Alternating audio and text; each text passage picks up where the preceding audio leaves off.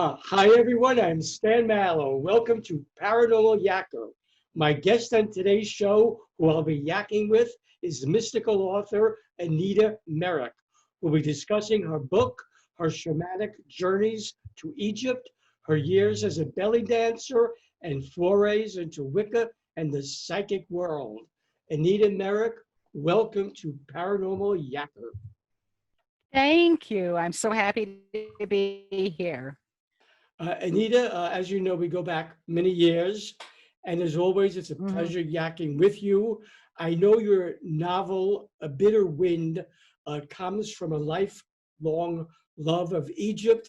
Can you tell my audience what the book is about and what inspired you to write it? A Bitter Wind, Time Entanglement is based on my experiences after visiting this very little temple near Esna, Egypt. It's not one that every tour stops to see.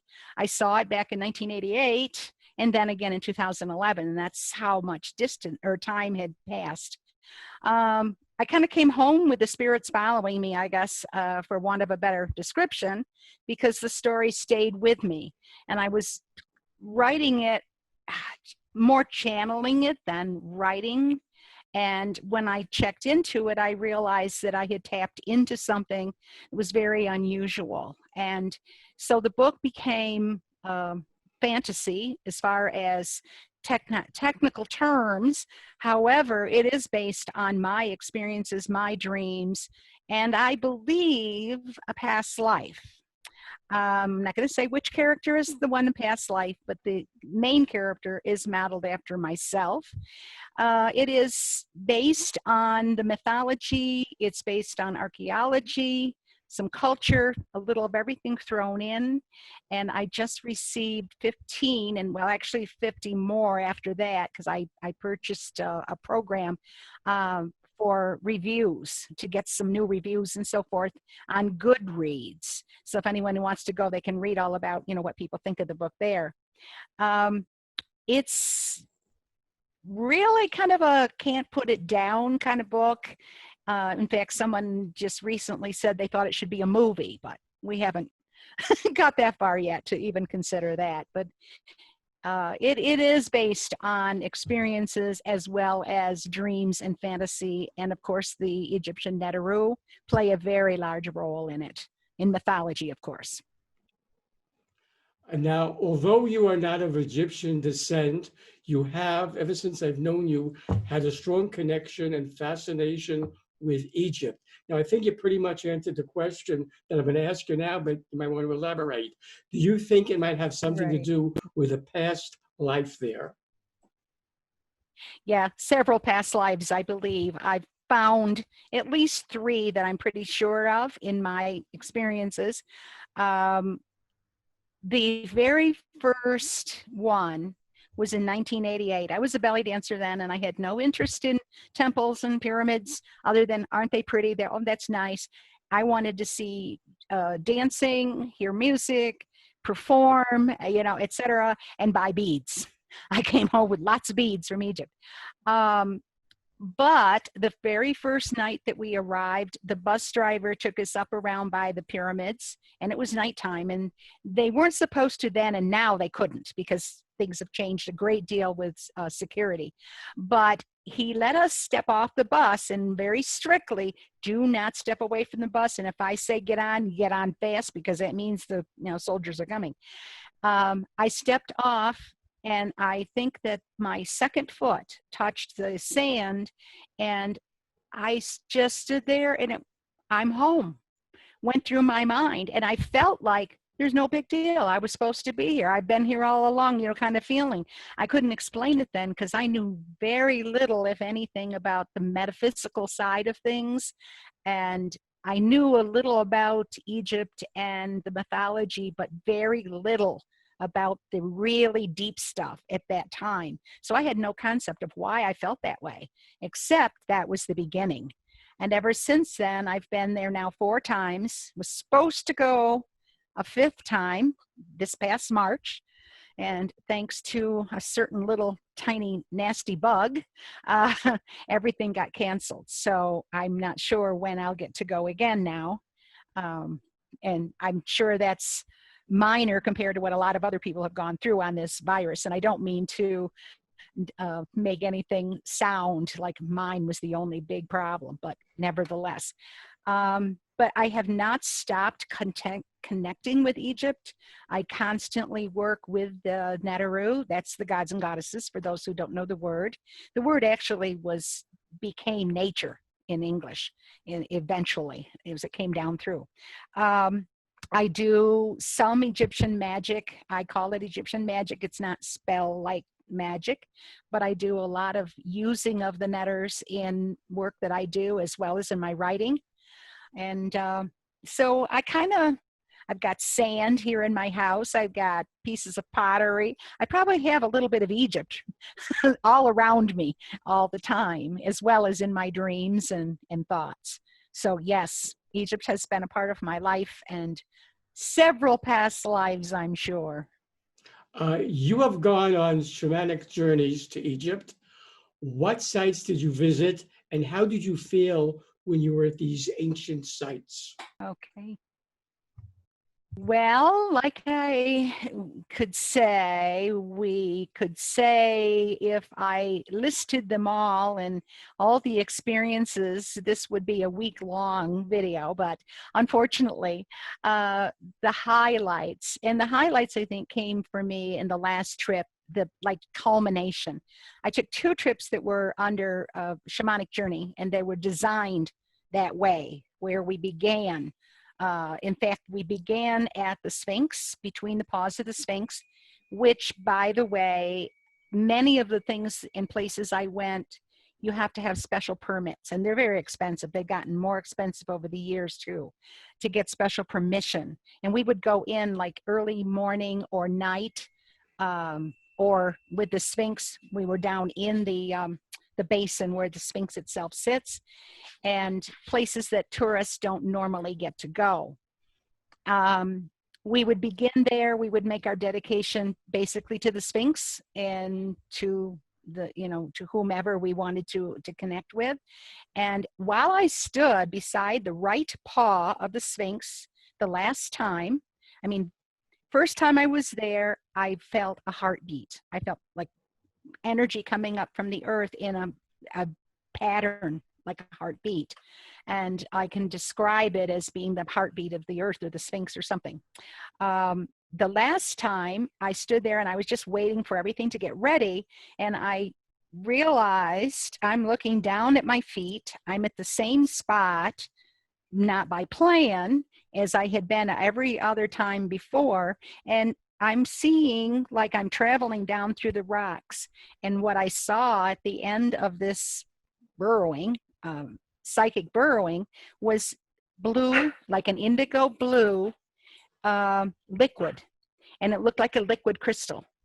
And I remembered the statement by Edgar Cayce that the records are under the paw of the Sphinx. And I kind of like to think that maybe I saw them, but they're not, books as we would expect. Nevertheless, we did a shamanic experience under the step pyramid, and everything from there on was like rebuilding the self, or re-experiencing, or healing. And as we traveled, the last trip I was there was the most significant, because that's the one where I got to sit outside the pyramid the last night, and I'm sitting there. Everyone else had gone in and upstairs, and I had had a dream that I shouldn't go inside, but I didn't know why. So I got permission to stay outside. And while I'm sitting there, it was a full moon night, and I could feel what seemed like the stones behind my back had turned to liquid or something. I'm sure it was the energy.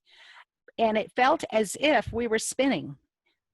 Now, I didn't really feel dizzy, so that was the weird part of it. And I knew we weren't moving, really, because I could see the bus down, there and everything. And I looked up to see if I could see the full moon, and there were blue energy beams coming out of the top of the pyramid and going all the way around, out, radiating outward. I'm not sure, other than energy, I'm not sure exactly what that is. I've never heard anyone describe it before, but it was amazing. I went into the other most significant was going into what I now know was a dream chamber, although they call it the crypt. And it's in the Temple of Dendur in way in the southern part of Egypt. And it is, you have to go down these steps, which makes you think like you're going in the hold of an old ship. And you get down to the bottom and there's no space. You just simply turn, and then you have to go down and slide through on the ground or crawl through if you're small enough to go through what is like the size of a block, and then turn and do it again to get in there. And then inside there are some gorgeous hieroglyphs because they have not been touched and brushed against and weathered. It's where the one that has been shown on TV in different programs that looks like a long tube, electric tube, or electric light tube. And there's controversy as to just what it really is. Is it symbolic or is it something from ancient times? There, I had a dream after I was in there of going further along, which you don't see if there's anything further to go. The wall is there. But in my dream, I could walk on down further and I saw light, like at the end of the tunnels, all I remembered. And when I ask about it, because most of those journeys and temple and the passageways are depicting the afterlife or the Dwat or the excuse me, the underworld itself. But this one had light at the end. And when I asked our guide, who was very, very patient with me, he said, excuse me, you were in the one that is to resurrection. It's one of the few that went basically up instead of down. So I thought that was pretty significant. I was given a lot of visions, messages. I mean, I kept a journal. The last 3 trips, I kept journals because you think you're going to remember everything when you get home. And you don't, because you're so exhausted for number one. So I started keeping very detailed journals, and thank goodness, because now I can remember things better. But like I say, I could go on and on and on with the different, but those are kind of the main highlights that really stuck with me. Sure, thanks for sharing. Now, at one time, under the professional name of Nihibka, you performed as an Oriental belly dancer at the Winter Palace of Luxor. What was that experience like? That was my first experience with Egyptian, and it was a combination of ecstatic, amazing, nerves, and downside. And the downside came as a result of the dance. Before I was going to perform, I'm standing there waiting to go on, and I'm so thirsty because it's very hot. And I ask for a soda because I know better than to trust bottled water or somebody bringing you just a glass of water in Egypt, and especially out, in places like this. Because the Winter Palace is still beautiful, but it's older, of course, and you don't know what their kitchen area is. So I asked for a soda, and I never thought they brought it with ice in it, which was very nice of them, but it didn't even think you never want to get ice in Egypt unless you're in a very good hotel and you know that they're using bottled water to make their ice, which of course is expensive, so that's not a common thing. Well, I didn't think, and I thought, well, if I don't eat the ice or suck on the ice, I'll be fine. Wrong answer. I was attacked by the good old King Tut's curse. After I got done dancing, got back to the ship, I was sicker than a dog for a few days. Thank goodness they had these little speckled pills, and we got over it, but it was not exactly a pleasant experience. Then the dance went fine. We couldn't communicate with the band. We had to just trust that we could follow the band and they would follow us because they spoke no English. But that worked out fine, and I thought I did pretty well for being as nervous as I was. However, after we performed and we're sitting in the audience, the fakirs came out, and I'm not sure if I'm pronouncing that correctly, but they are the snake charmers. And they had these huge wicker baskets with cobras. And I'm told that they do not take the poison out or pull the fangs of their cobras. I don't want to check and see. I'm not looking in any cobra's mouth to see if he still has teeth. And at the end of their show, because I had taken pictures and they had seen me, and everybody's having a good time, I go back to my seat and I'm talking to my friend, and she taps me on the shoulder and she points, and here's the guy with his basket going to hand it to me. And as close as I am to my computer screen, I've got a cobra in a basket almost in my lap. Well, I leaped backwards, knocked chairs over. It was really quite embarrassingly funny. But I wasn't touching that basket for nothing. And of course, the owner of the cobra had the biggest laugh of his life, and he probably told that story a long time down the road. But it was a wonderful experience at the same time, and I got to dance with a real Egyptian band, which was like a dream come true for any dancer. And then I got to dance later on our cruise ship. We were on a cruise ship at that time. Since then, we take a dahabaya, which is a private, larger boat, but private. So we don't have to deal with lots and lots of other people, just our group. But it was an experience I shall never forget. That's great. Now, you are an ordained priestess in the order of Melchizedek. What is it? What is that order? What attracted you to it? And what are the duties of a priestess in the order? Okay. All right. Basically, the duties are about the same in generality as it would be for any minister or priest, ministering to whatever, spiritually, emotionally, etc. It does have a healing aspect to it, but that's usually someone will bring in like Reiki or some other modality into their healing to, as a combination. And there's the Melchizedek order is more of a metaphysical and spiritual oriented meditational and ministering to needs, which can be consulting with people, giving them guidance or consolation as time goes on. It can expand in any direction. The order itself was founded, I don't know the year now, but it's got to be back in before 1980s, I think. I'm not sure of the date, but Dan Chesbrough was the founder. He went to Arizona, and one of the vortex sites, I believe I'm correct that it was the Bell Rock. I was there also at one, not at the same time, of course, but I had an experience there where we had like a pink light. It's in the film. We didn't see it, but I have a picture somewhere of this pink light coming down and into the rock in front of where my friend and I were standing. And it was just like, holy mackerel, what the heck was that? And of course, we didn't see it at the time. And he had an experience there from a standpoint of, I believe it was like a vision and a visual and astral kind of connection. And I think his description was that he heard words and he heard something from it. I'd have to go back. I apologize. I haven't read some of his stuff in a long time, so I kind of lost a little bit. But basically, the order is so that I am essentially a minister. I can, if I choose, set up a church.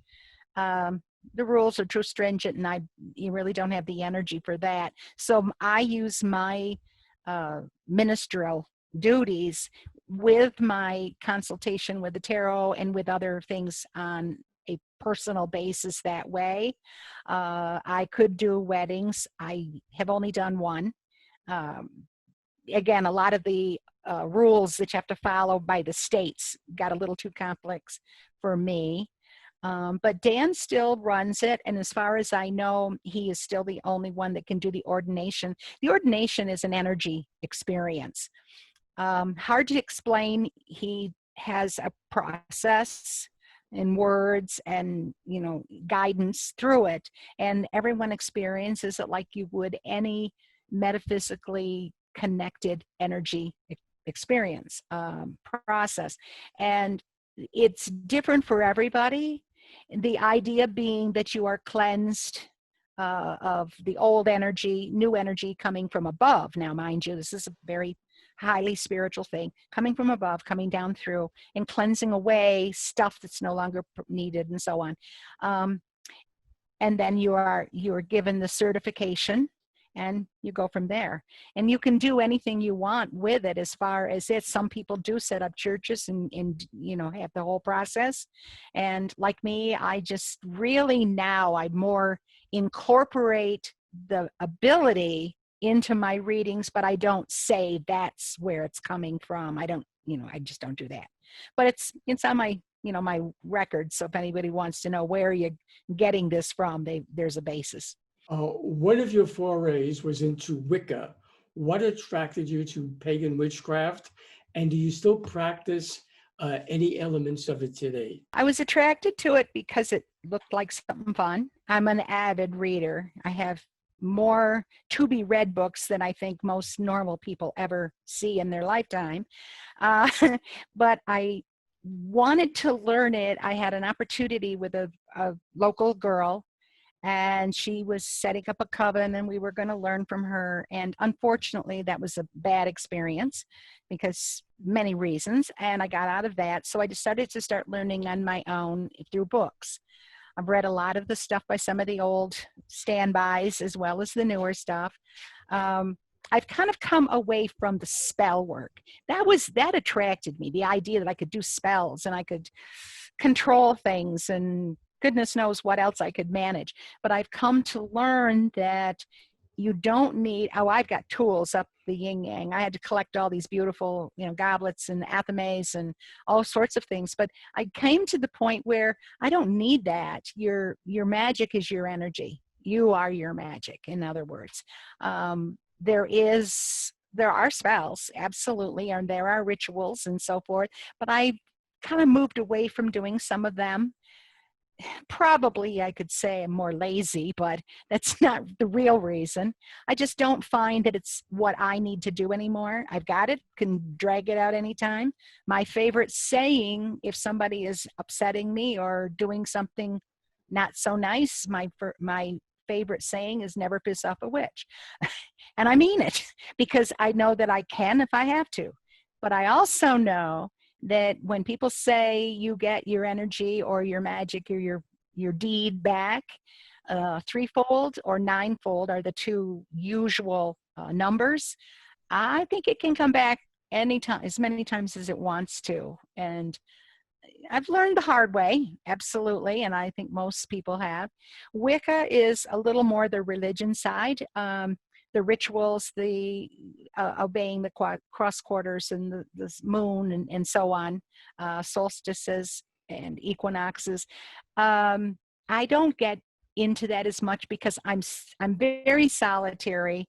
I don't belong to a group anymore, and it's just not, it's not as easy when you're doing it by yourself. For me, I can't say everybody for me. But I now more have moved toward calling myself a mystic. And the reason for that is one day I asked a dear friend of mine who I trusted, and I said, do you think I'm a witch? Because at that time I was really trying to walk the walk and talk the talk, if you will. And his response was no. And I'm very taken aback because I thought, geez, I thought he'd say yes for sure. What? What am I doing wrong? And he said, no, I think you're a mystic. But he wouldn't tell me what that was. So I had to go and research it and check it out. And I finally decided he's right.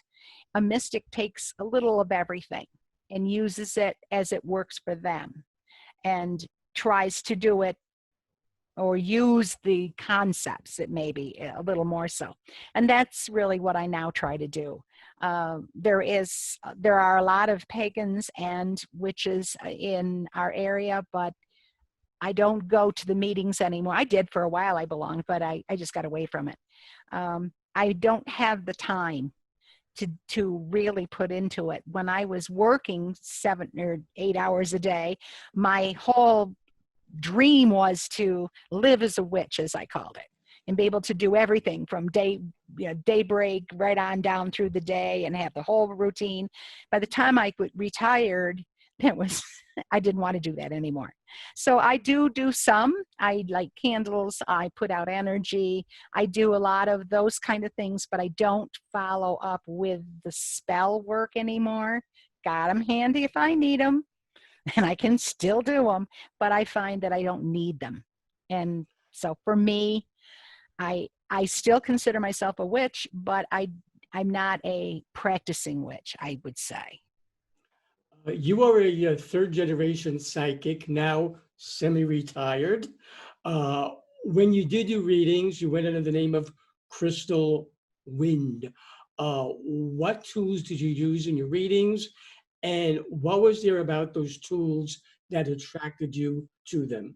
I started out not wanting to do any of that because I did not think I could memorize all those meanings. Fought it for a long time. And then one day, my friend who ended up being my tarot teacher came to me and wanted me to pretend to be a gypsy and do a reading for the person that he was going to dance for, because he was also a belly dancer. And we were at an SCA event in Penzing, which was down near Slippery Rock, Pennsylvania. And so I thought, okay, I can pretend. And I went in with the cards, and we put them in the order so I would know what to say and they would be logical. And we palmed the Knight of Cups. Of course, that's the best one for the knight in shining armor coming into your life. Okay, so I go in and I'm trying to be the best gypsy actress, and I'm getting ready to lay out the cards, and the lady sitting next to the the lady whose birthday, she says, "Oh, this will be fun because I read tarot too." Well, I thought, I'm busted. This is not going to go well, but I kept going, and the actress took over.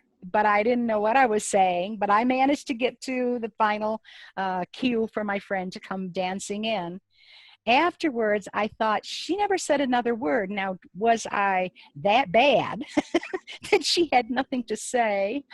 Or did I really come across like I knew what I was doing? Well, then I decided I think I want to learn how to really do it correctly. Bob then taught me, or started my teaching. I've learned from many other people as well.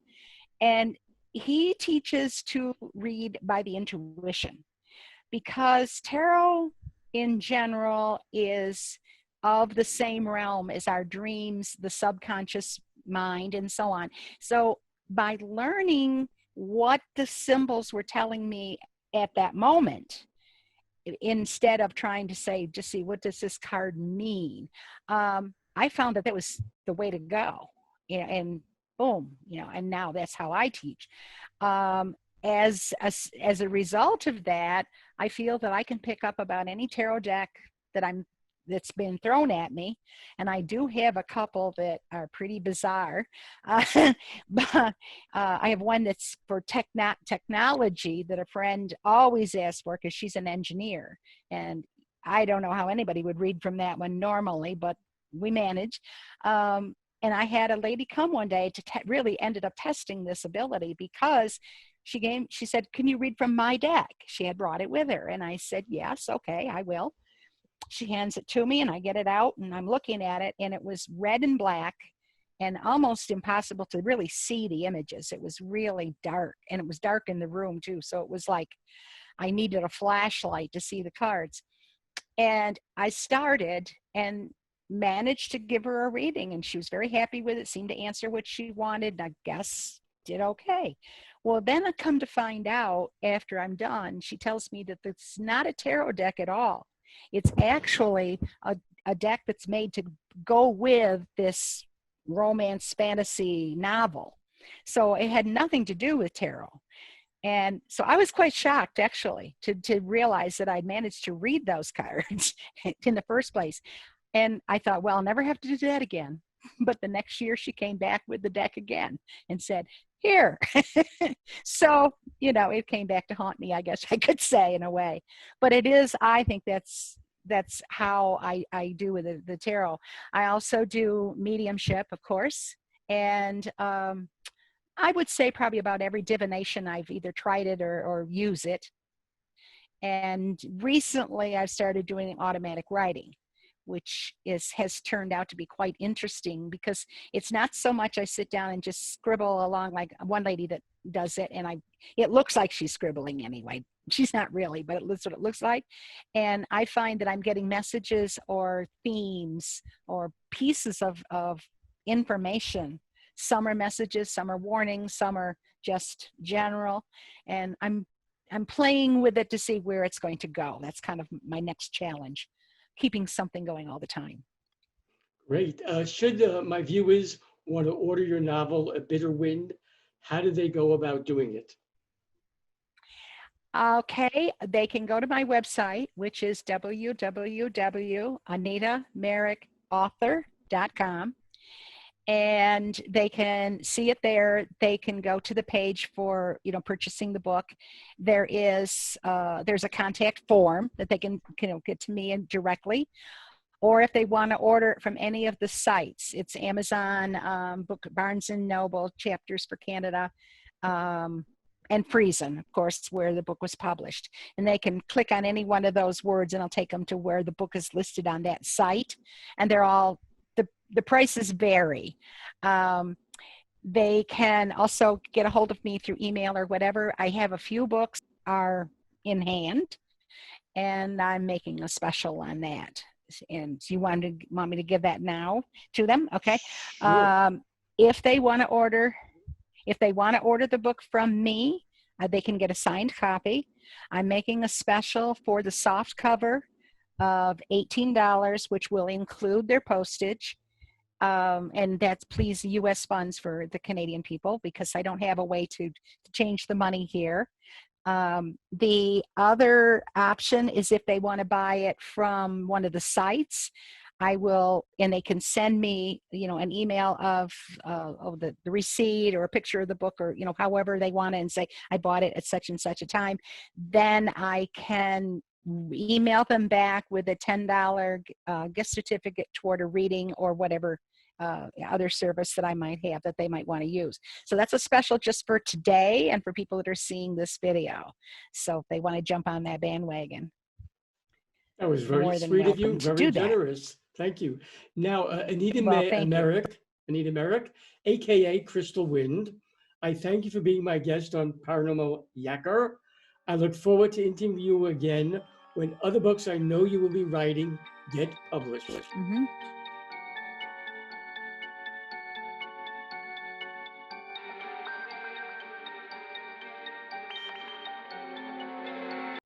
Hi, everyone. I hope you enjoyed the interview you just watched.